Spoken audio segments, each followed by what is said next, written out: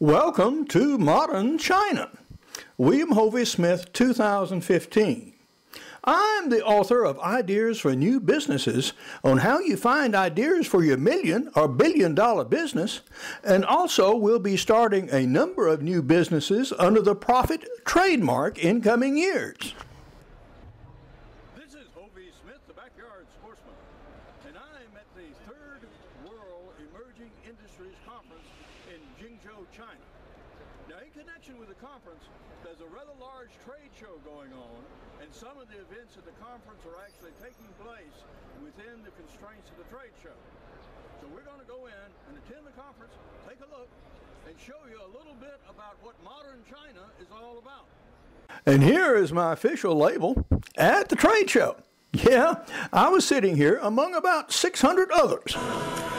This is the start of the presentation, and the Chinese do really a first-class job with putting on their audio-visual materials. I mean, they're second to none when it comes to this.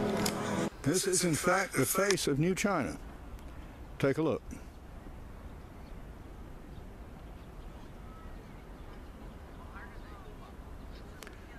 These people are going to eat our lunch. This is a hotel where we will put up 54 stories, and the meals and some of the conference activities were here. This is about as much as you saw of traditional China at this trade show. These two ladies are playing traditional Chinese instruments, but you notice they're both wearing Western dress.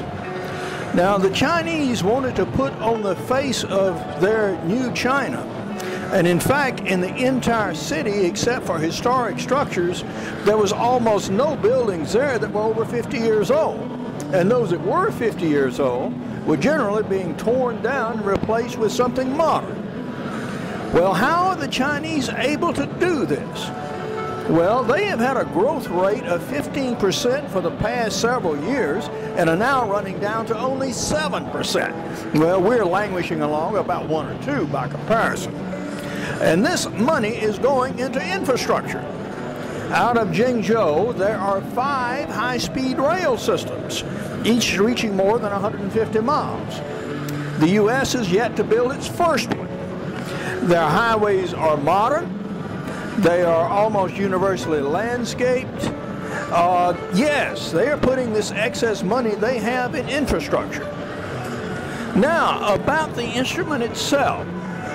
It is on a wooden base, as you see, a very distinctive wood that's white with dark spalting.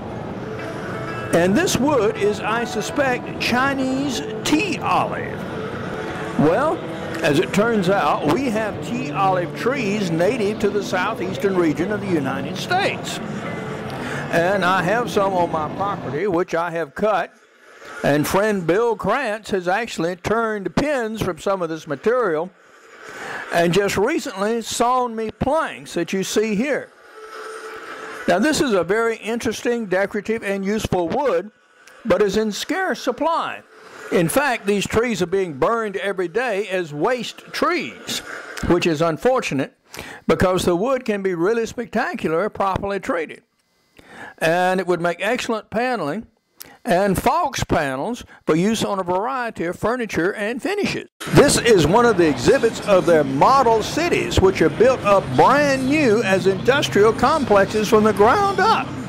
And this was only one of a number of them shown at the trade show. And coming up, we'll see another panel illustrating another city. And yeah, this is what China's been doing with all these American dollars they've been collecting. They've been putting their people to work, building these cities, even though some of them are nearly completely unoccupied and are called the ghost cities of China, and with good reason.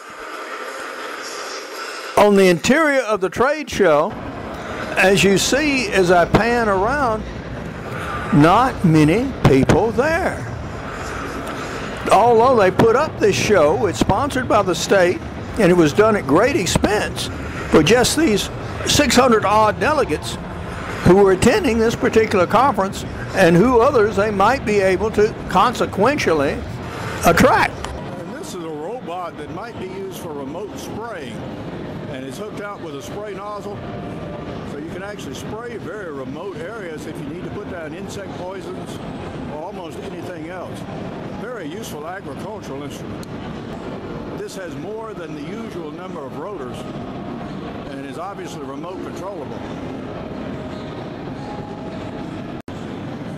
And you can see the spray bars on the bottom. Oh, yeah, just the thing for spraying pecan trees in the southeast, for example. This will do the job.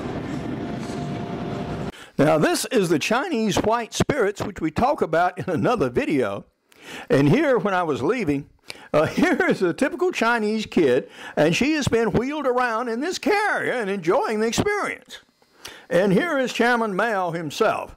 Now, you can't talk about modern China without talking about him.